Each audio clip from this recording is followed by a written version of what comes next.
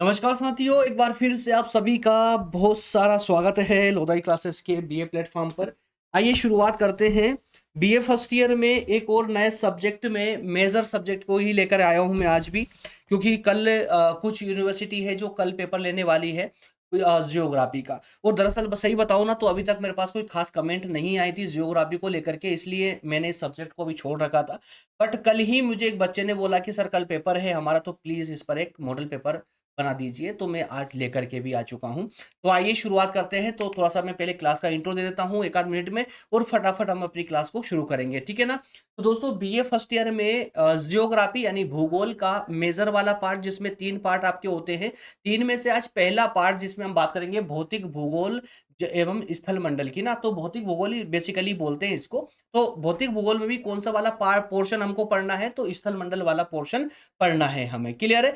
तो आज भौतिक भूगोल के हम ऐसे 15 प्रश्न डिस्कस करने जा रहे हैं जो एग्जाम से बिल्कुल आपको फ्री कर देंगे। या मान लीजिए कि ये 15 प्रश्न ऐसे हैं जहां से जिससे बाहर आपको जाने के कोई चांसेस है ही नहीं एग्जाम में। जी हाँ, एक भी प्रश्न आपका बाहर नहीं जाएगा एग्जाम में, सारे प्रश्न इसी के अंदर से ही बन जाएंगे आप लोगों के, हर मॉडल पेपर की तरह, है ना। ये भी एक विशेष क्वेश्चन होने वाले हैं इस सब्जेक्ट के। तो दोस्तों बीए फर्स्ट ईयर की ऑल यूनिवर्सिटी के लिए ये मॉडल पेपर है। आइए शुरुआत करते हैं। और जो नए बच्चे हैं पहली बार देख रहे हैं उनकी जानकारी के लिए मैं बता दूं कि लास्ट में इसके में आंसर कहां से मिलेंगे, कंप्लीट पीडीएफ नोट्स के बारे में भी बताने वाला हूं कि अगर आपने अभी तक नोट्स नहीं बनाए हैं या फिर आपने अच्छे से कोई बुक्स परचेस नहीं की है मार्केट से, तो भी आपको परेशान होने की जरूरत नहीं है। ये प्लेटफॉर्म आप लोगों के लिए बहुत कुछ प्रोवाइड करवाता है आपको ना। तो ऐसी ही व्यवस्था हमारे पास भी अवेलेबल है, आप चाहें तो बिल्कुल उस सुविधा का लाभ ले सकते हैं, क्योंकि हमारे द्वारा जो कंटेंट बनाया गया है बहुत विशेष कंटेंट है, एकदम आसान भाषा में है, और साथ ही साथ में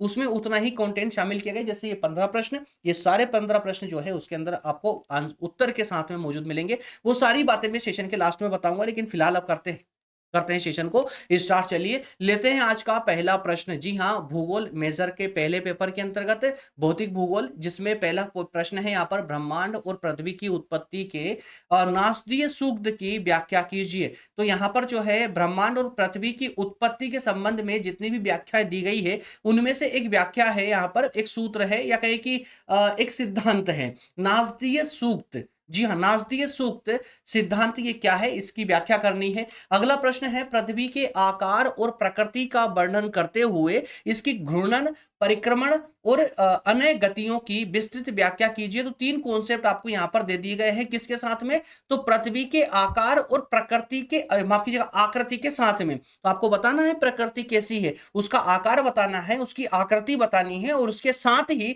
पृथ्वी की घूर्णन की जो प्रक्रिया है, परिक्रमण की जो प्रक्रिया है, और जो अयन गतियों की प्रक्रिया है, उन सब के बारे में डिटेल में बात करनी होगी। अगला प्रश्न है, भारतीय खगोलिकी का परिचय दीजिए। और अथवा में यही प्रश्न ऐसे भी पूछा सकता है कि वैदिक ग्रंथों के अनुसार सौर मंडल, ग्रहण, नक्षत्र और ग्रह के बारे में बताइए। क्लियर हो रहा ना। अगला प्रश्न लेते हैं, ब्रह्मांड की उत्पत्ति का बिग बैंग सिद्धांत। ये तो आप क्लास 6 से पढ़ते आ रहे हो, बिग बैंग थ्योरी, है ना। तो ये वही बिग बैंग सिद्धांत है जिस पर क्वेश्चन बनेगा ही बनेगा एग्जाम में। और मैं ऐसा नहीं बोल रहा हूं कि सिर्फ इसी पर बनेगा, जितने क्वेश्चन में दे रहा हूं ना सारे एक समान इंपॉर्टेंट है। ये मत समझिए इनमें भी कोई स्टार पिस्टार मत लगाइए कि ये मोस्ट इंपॉर्टेंट है, ये ऐसा वैसा नहीं, ये सारे के सारे मोस्ट इंपॉर्टेंट वाले क्वेश्चन है दोस्तों। 100-150 क्वेश्चनों में से मात्र 15 प्रश्न निकाल करके लाता हूं, और आप अच्छे से जानते हैं वही प्रश्न आपको एग्जाम में देखने को मिल जाते हैं। हर साल एग्जाम के टाइम पे मैं आप लोगों को मॉडल पेपर प्रोवाइड करता हूं, है ना। और वही प्रश्न मैं आपके सामने रखता हूं जिनकी प्रोबेबिलिटी आने की जो होती है ना वो 90+ हो। क्लियर। चलिए अगला क्वेश्चन है यहाँ पे, लाप्सला की निहारिका परिकल्पना की थ्योरी। ठीक है, तो ये जो है ना लाप्सला की निहारिका परिकल्पना के नाम से ये आपको किसी भी आगे कुछ भी जोड़ देंगे, है ना। याद रखिएगा प्रश्न की भाषा हमेशा परिवर्तित हो जाती है एग्जाम में, याद रखिएगा, है ना। तो लाप्सला की जो परिकल्पना है, उस परिकल्पना का जो सिद्धांत उन्होंने दिया है ना, उस सिद्धांत को आप लोग परिकल्पना का सिद्धांत उसको याद रखिएगा। तो यहाँ यह प्रश्न बोलता है कि लाप्सला की निहारिका परिकल्पना की आलोचनात्मक व्याख्या कीजिए। यानी लाप्सला ने जो सिद्धांत दिया था परिकल्पना का सिद्धांत, उसको आलोचनात्मक उसकी व्याख्या करनी है। अथवा में यही प्रश्न है कि पृथ्वी की उत्पत्ति से संबंधित निहारिका परिकल्पना की व्याख्या कीजिए, सिंपल वे में।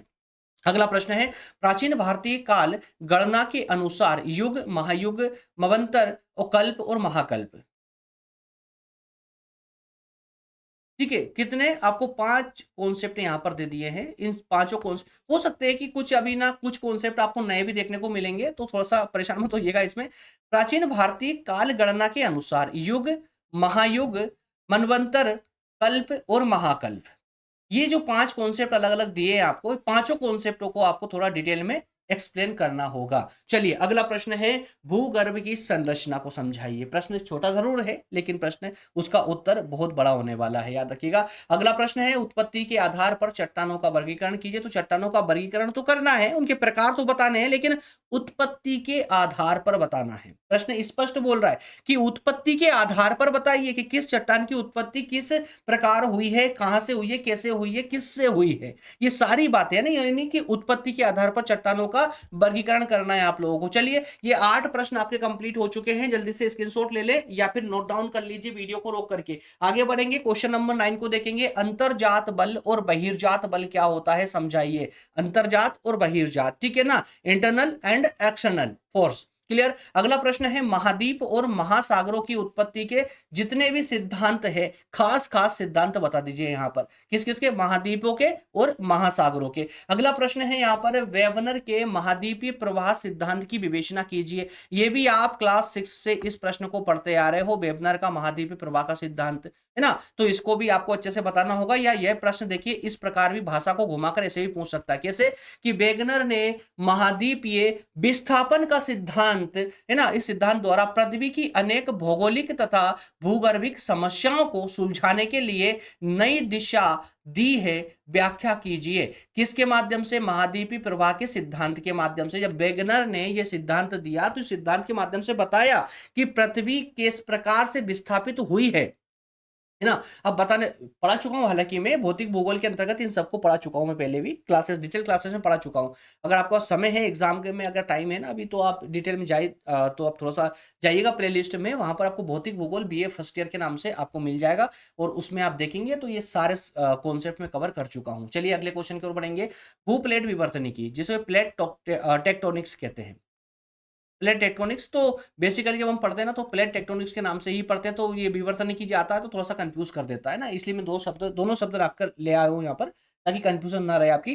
तो भू प्लेट या प्लेट टेक्टोनिक्स से आप क्या समझते हैं, और प्लेटों में गति के कारणों को स्पष्ट करते हुए सिद्धांत की आलोचनात्मक व्याख्या करें। तो ये जो सिद्धांत दिया गया है प्लेट टेक्टोनिक्स का, इस सिद्धांत को बताना है, और इस सिद्धांत के अंतर्गत जो प्लेटें हैं, उन प्लेटों में गति का पीछे रीजन क्या है, कारण क्या है, वो कारण बताने हैं, और साथ ही साथ में आलोचना भी करनी है सिद्धांत की। याद क्लियर। अगला प्रश्न है यहाँ पर, पर्वत से क्या आशय है, इनके निर्माण के प्रमुख सिद्धांतों को विस्तार पूर्वक बताइए। ठीक है, तो पर्वत क्या होते हैं और पर्वतों का निर्माण किस प्रकार से होता है। तो जो पर्वतों के निर्माण का जो सिद्धांत दिए गए ना, अपने अनुसार नहीं बताना है, बल्कि पर्वतों के निर्माण के जो सिद्धांत दिए, उन सिद्धांतों के आधार पर बताना है आपको। अगला प्रश्न है, पठार से क्या आशय है, इसकी विशेषताओं का उल्लेख करते हुए पठारों के निर्माण और विकास की प्रक्रिया का वर्णन करें। क्लियर है। चलिए आगे बढ़ते हैं, प्रश्न नंबर 15 को, लास्ट वाला प्रश्न है दीर्घ प्रकृति के प्रश्नों में। अगला प्रश्न क्या है, मैदान क्या होते हैं, ये मैदान का उद्भव कैसे होता है, इनका विकास कैसे होता है, और इनके प्रकार बताइए। तो 5 कॉन्सेप्ट यहां पर भी देखने को मिले, 4 कॉन्सेप्ट माफ कीजिएगा, है ना। तो मैदान का अर्थ, उद्भव, विकास और प्रकार, 4 कॉन्सेप्ट यहां पर देखने को मिले। तो मेरे प्यारे दोस्तों सुनिए, ध्यान सुनिएगा, 15 प्रश्न दीर्घ प्रकृति के आपके कंप्लीट हो चुके हैं। अब हम बात करेंगे 10 लघु उत्तरीय प्रश्नों की, जो कि लघु और अति लघु दोनों को कवर करने वाले हैं। तो आइए बढ़ते हैं, फटाफट उनको भी कवर कर लेते हैं, उसके बाद में हम नोट्स के बारे में बात करेंगे। चलिए पहला कॉन्सेप्ट, ये जो लघु उत्तरीय प्रश्न होते हैं ना, ये छोटे प्रश्न होते हैं, सिंगल या डबल कॉन्सेप्ट की मात्र बात करते हैं, बहुत ज्यादा आपको उलझाते नहीं है। पहला प्रश्न है यहाँ सप्त ऋषि और ध्रुव तारा, है ना, क्या है, इनको समझा दीजिए। प्रश्न नंबर 2 में सौर मंडल पर बात कर रहे हैं, सौर मंडल के बारे में विस्तार से बताइए। और प्रश्न नंबर 3 है पृथ्वी की उत्पत्ति की नवतारा परिकल्पना, ये क्या है, नवतारा परिकल्पना, ये भी एक सिद्धांत है, किसका, पृथ्वी की उत्पत्ति का, ये सिद्धांत बताना है। प्रश्न नंबर 4 है नीफे, नीफे क्या होता है बताना है आपको। प्रश्न नंबर 5 आग्नेय शेल क्या होती है, या इनकी विशेषताएं बतानी है। प्रश्न नंबर 6 को देखिए, अपसादी चट्टानों की विशेषताएं बतानी है। प्रश्न नंबर 7 में प्रथम, द्वितीय और तृतीय श्रेणी के उच्चावच, है ना, जो पृथ्वी पर जो उच्चावच पाए जाते हैं, ऊंचा नीचा स्थान जो होता है उसको उच्चावच बोलते हैं। तो प्रथम, द्वितीय और तृतीय श्रेणी के उच्चावचों को बताइए। प्रश्न नंबर 8, वैगनर के सिद्धांत की 2 आलोचनाएं लिखिए।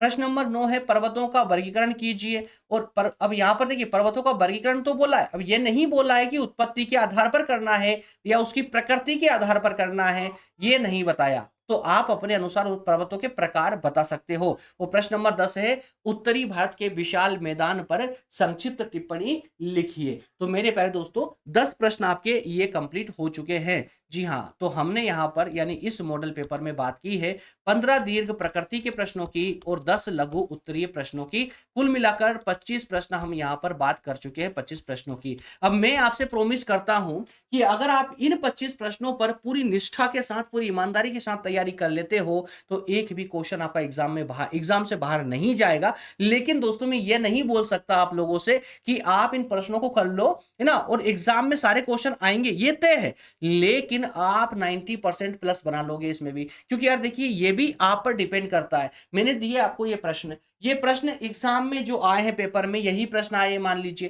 प्रश्न आते ही हैं बेसिकली, एक भी प्रश्न आपका आउट नहीं जाता, सारे प्रश्न आप करके आते हो मॉडल पेपर के माध्यम से ही प्रश्न आ गए। लेकिन अब लिखना आप पर डिपेंड करता है ना, कि आप कितना लिख रहे हो, किस प्रकार लिख रहे हो, आंसर की क्वालिटी क्या है, जो कॉन्सेप्ट आप उस सामने वाले को परोस रहे हो ना, उसकी क्वालिटी क्या है, क्या वाकई में वो ऑथेंटिफाई है, वो मतलब उसी टाइप का कॉन्सेप्ट कंटेंट है जो एग्जामिनर आप लोगों से जो है एक्सपेक्ट करता है।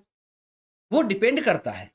जो अच्छा लिख करके आएगा उसको अच्छे नंबर मिलेंगे, जो अच्छा लिख कर नहीं आएगा उसको अच्छे नंबर नहीं मिलेंगे, सीधी बात है। और इसीलिए तो बोलता हूं कि जो दोस्त सिर्फ पास होने के लिए परेशान है ना, वो भी इन प्रश्नों के माध्यम से सिर्फ फर्स्ट रीडिंग में पास हो सकते हो। इन सभी प्रश्नों को पढ़कर चले जाओगे तो, प्रश्नों के आंसर पढ़ लोगे तो। और अगर आप 90 प्लस भी बनाना चाहते हो ना, तब भी आपके लिए यही प्रश्न महत्वपूर्ण है। इन्हीं प्रश्नों के माध्यम से 90 प्लस भी बना सकते हो। बस जरूरी ये है कि 3 से 4 बार अच्छे कंटेंट के साथ में आपको तैयारी करनी पड़ेगी। चलिए अब बात कर लेते हैं उन दोस्तों के लिए जिनके पास अच्छी सामग्री पढ़ने के लिए नहीं है, अच्छा कंटेंट नहीं है। दोस्तों देखिए, अगर आपके पास अच्छा कंटेंट नहीं है, अच्छी सी बुक्स नहीं है पढ़ने के लिए, और अब तक एग्जाम पास आ चुके हैं और मार्केट में अवेलेबल नहीं, कुछ भी कारण हो सकते हैं, तो हमारा ये प्लेटफॉर्म भी आप लोगों के लिए ऐसी नोट्स प्रोवाइड करता है जो सीधे आप लोगों की लेवल को ध्यान में रखते हुए विशेष रूप से सिर्फ और सिर्फ फर्स्ट ईयर के लिए बनाई गई है। जी हाँ, फर्स्ट ईयर के लिए। फर्स्ट ईयर में जरूरी होता है बच्चों की लेवल को ध्यान में रखना, कि क्योंकि 12th क्लास से अभी अभी, है ना, सीधे कॉलेज लाइफ में आए हो, फर्स्ट ईयर कर रहे हो, तो फर्स्ट ईयर में जरूरी है कि आपकी लैंग्वेज जो है थोड़ी सी आसान हो, कुछ उदाहरणों के साथ में आपको वो कॉन्सेप्ट समझाया जाए ताकि आपको आसानी से वो कॉन्सेप्ट समझ आ जाए। लेकिन इन सबके साथ, आसान करने के साथ साथ, ये भी जरूरी है कि जो भाषा है आंसर की, उसकी जो प्रोफेशनलिटी है ना, वो भी बनी रहे, वो भी कमजोर ना पड़े, क्योंकि अगर वो कमजोर पड़ गई तो फिर वहां पर नंबर कट जाएंगे आप लोगों के। इन सारी बातों को ध्यान में रखते हुए ही हमारे और हमारी टीम के, मतलब हमारी टीम के सहयोग से मेरा ही कंटेंट है जिसके माध्यम से ये नोट्स क्रिएट की गई है बीए फर्स्ट ईयर वाले बच्चों के लिए। अगर आप ये नोट्स हमारे इस प्लेटफॉर्म के लेना चाहते हैं तो देखिए इस कोर्स में क्या क्या अवेलेबल है। तो इसमें जो है आईएमपी क्वेश्चन आंसर 2026 के एग्जाम के लिए अवेलेबल है, यानी कि जो मॉडल पेपर मैंने आपको दिया है इसकी पूरी आंसर शीट इन नोट्स के माध्यम से आपको मिल जाती है, प्रश्न और उत्तर के रूप में। क्लियर है? कैसे मिलेंगे आपको ये सब, तो याद रखिएगा 2 प्रकार के सब्सक्रिप्शन प्लान है यहाँ पर, आप देख सकते हैं।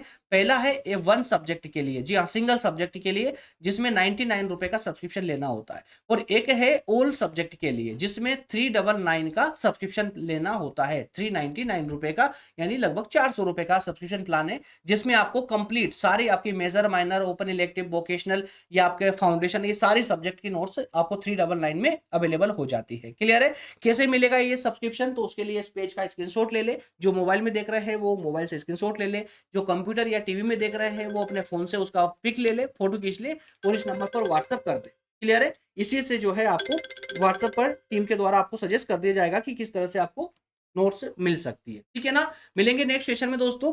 सेशन छोड़ने से पहले एक बात जरूर याद रखिएगा, सेशन को लाइक करे बिना आप जाएंगे नहीं, और आप चाहते हैं सेकेंड ईयर में मेरे साथ में डिटेल क्लासेस में पढ़ना, तो चैनल को जल्दी से सब्सक्राइब कर ले, बेल आइकन प्रेस कर ले, ताकि सभी सेशन आप तक पहुंचते रहे, आप तक को नोटिफिकेशन मिलता रहे। मिलेंगे अगले सेशन में। बहुत धन्यवाद, थैंक यू, जय हिंद।